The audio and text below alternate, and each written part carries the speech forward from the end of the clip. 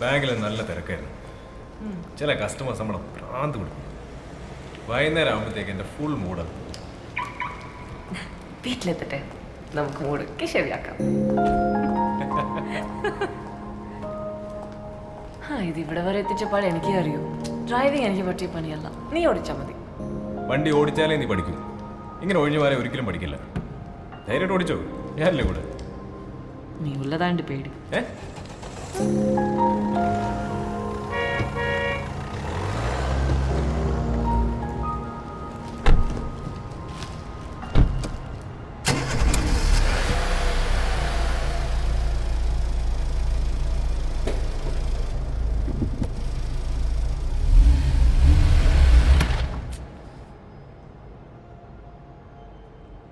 നിന്റെ നോട്ടം കണ്ടാൽ എൻ്റെ ഉള്ള കോൺഫിഡൻസും കൂടെ പോവും. എൻ്റെ കൂടെ ഇരിക്കണമെങ്കിൽ നല്ല ക്ഷമ വേണം. ചൂടാവരുത്. ശരി, പേടിക്കണ്ട. നീ വണ്ടി സ്റ്റാർട്ട്, ഞാൻ ചൂടാവില്ല.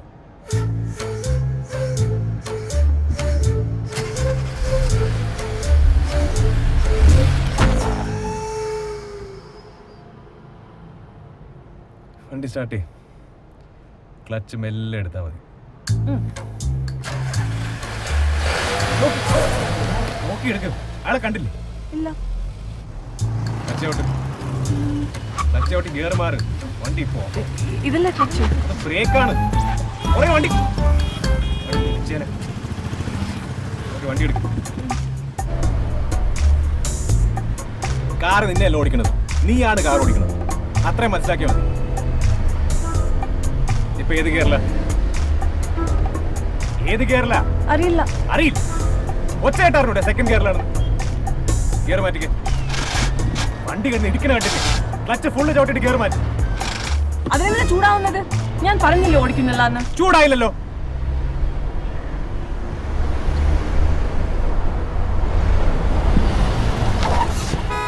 വണ്ടി പുറയില് തോന്നിയാസം കാണിക്കുന്നു.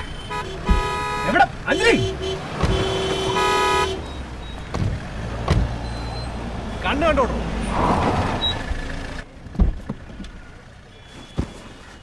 ഇതേ അത്ര വലിയ റോക്കറ്റ് സയൻസ് ഒന്നുമല്ല. വണ്ടി സ്റ്റാർട്ട് ചെയ്യുക, ക്ലച്ച് ഫുൾ അമർത്തുക, ഫസ്റ്റ് ഗിയർ ഇടുക, വണ്ടി എടുക്കുക.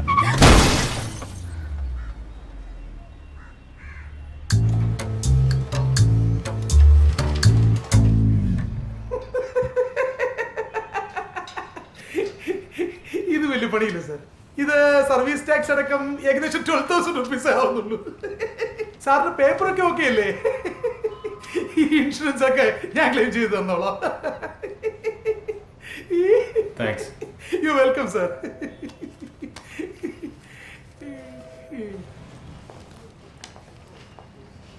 Yes sir.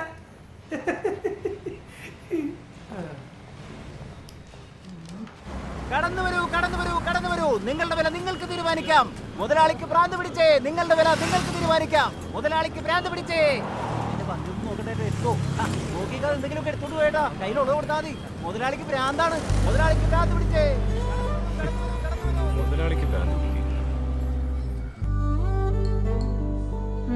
അസിസ്റ്റന്റ് മാനേജർ ആൾ കൊള്ളാലോ. ഉടനെ പ്രൊമോഷനൊക്കെ കിട്ടോ? ഈ പോക്കുവായി മിക്കവാറും അവരെന്നെ കൊണ്ടേ പോവും. കൊള്ളു നിന്നെ.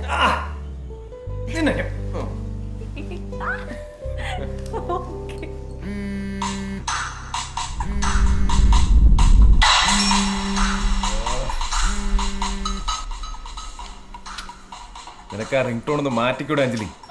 തുടങ്ങി. എന്തെങ്കിലും കിട്ടാണ്ടിരിക്കായിരുന്നു.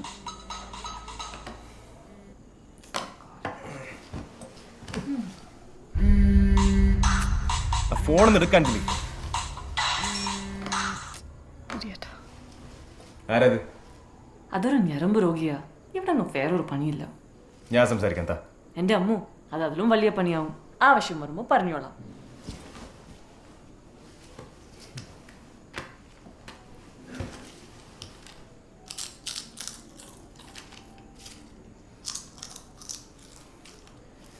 കുറച്ചൊരു ഒച്ചത്തിൽ ചോക്കാൻ പറ്റൂ?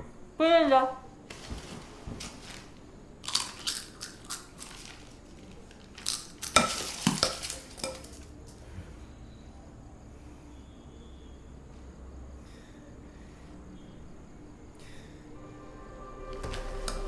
So sorry.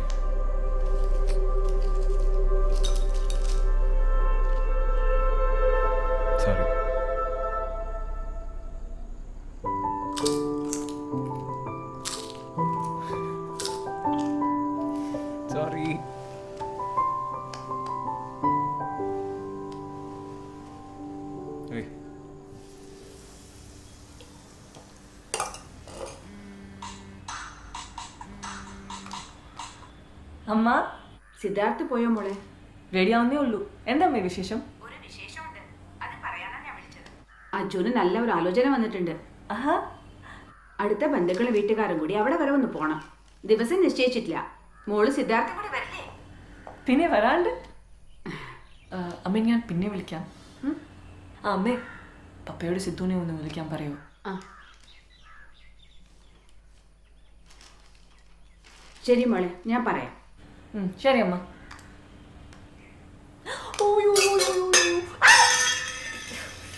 ഇപ്പൊ ശരിയാക്കി തരാം.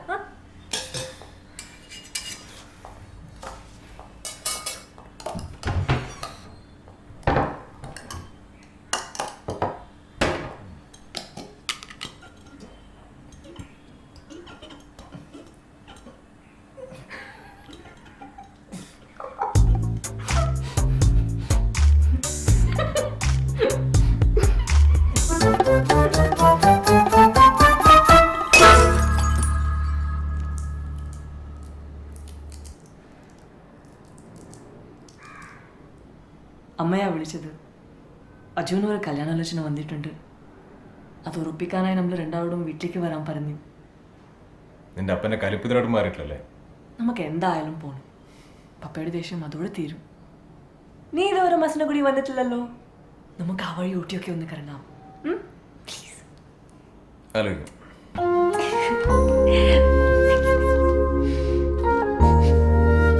ഞാൻ പെർഫ്യൂം അടിച്ചല്ലേ? കുറച്ച്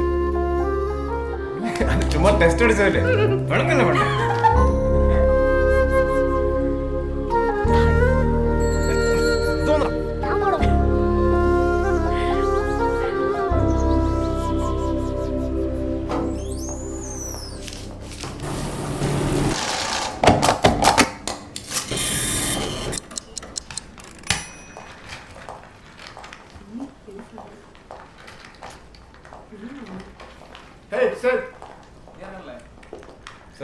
തൻ്റെ ഡെസ്കിൽ നിന്ന് കുറച്ച് കംപ്ലയിൻസ് കസ്റ്റമർ കെയറിൽ പോയിട്ടുണ്ട്.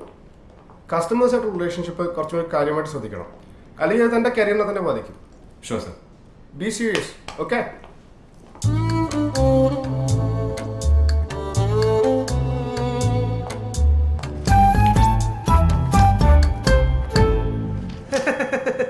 Good evening sir. സാറിൻ്റെ വണ്ടി റെഡി ആയിട്ടുണ്ട്. സാർ സാർ, വണ്ടിയുടെ ഇൻഷുറൻസ് തേർഡ് പാർട്ടി ആയതുകൊണ്ട് 10 പൈസ പോലും സാറിന് ക്ലെയിം കിട്ടില്ല സാർ. മൊത്തം കാശ് സാറ് തന്നെ അടയ്ക്കേണ്ടി വരും. അത് പറയുമ്പോൾ തനിക്കെന്താ ഇത്ര സന്തോഷം? സാറേ, കസ്റ്റമേഴ്സിനോട് ചിരിച്ചിട്ട് വർത്താനം പറഞ്ഞില്ലെങ്കിൽ എൻ്റെ പണി പോകും സാർ.